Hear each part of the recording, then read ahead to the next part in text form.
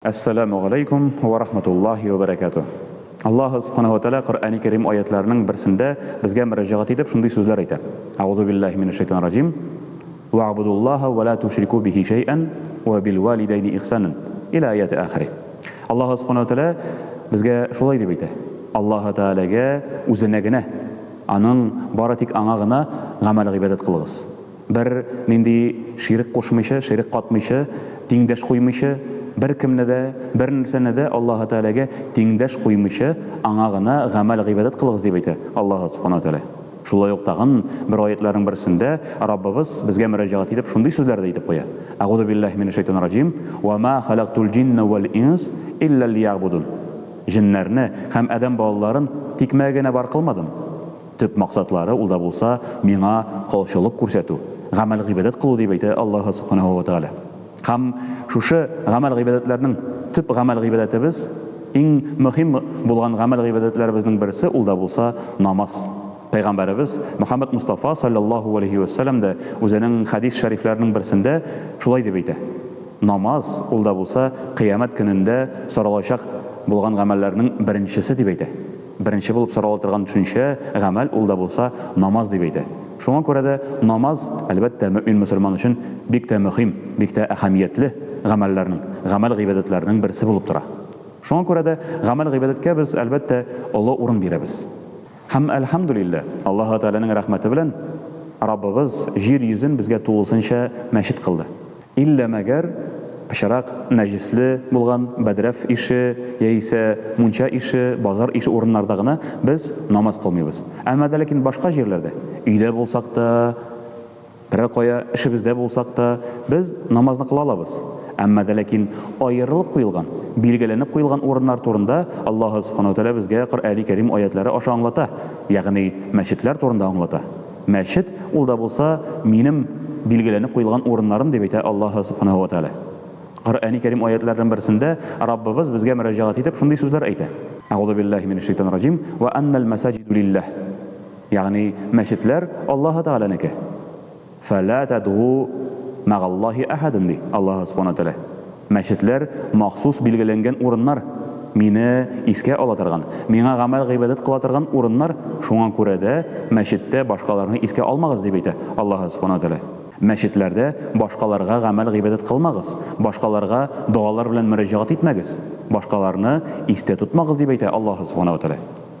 Yani meşitnin nindi derecede bulun Allah subhanahu wa taala bizge bu ayet kerime bilen anlata. Meşitler miniki dey.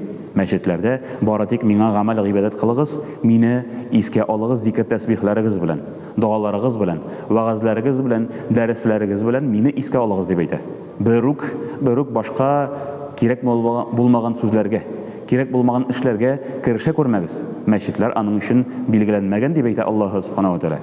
Hem Peygamberimiz Muhammed Mustafa sallallahu aleyhi ve sellem de meşit ahamiyetini anlatıp meşitke көңілін bağlagan, meşitke mehabbet tutkan zatlarının derecesini de anlatıp şunday sözler aytadi.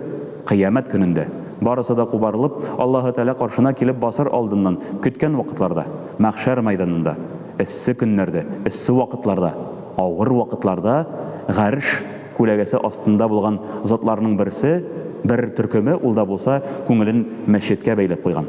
Masjidga amal ibodatga doimiy ravishda yurishga tirishgan, masjidni hurmat etgan, masjiddagi qardoshlarni hurmat etgan, masjidga keluvchi qardoshlarni hurmat etgan, masjiddagi imomlarni, muazzinlarni hurmat etgan zot qiyomat kunida g'arish ko'lagasi ostunda bo'lar deb aytadi Payg'ambarimiz sallallohu alayhi vasallam. Ya'ni masjidga qarata ihtirom, hurmat. Hatto masjidga kirgan vaqtimizda da biz belgilangan bir duoni o'qib qo'yamiz. Allohumma iftah li abwabur rahmatik deb aytamiz. Ya Rabbim, o'zingning rahmat eshiklaringni och. Bizning amal ibodatlarimizni, izgiliklarimizni qabul et deb aytamiz. Alloh subhanahu taolaga shu duo bilan murojaat etib. Ham masjidga kirganda albatta o'zining tegishli bir tartiblari, o'zining belgilangan bir tartiblari bor. Tegishli amal ibodatlar bor.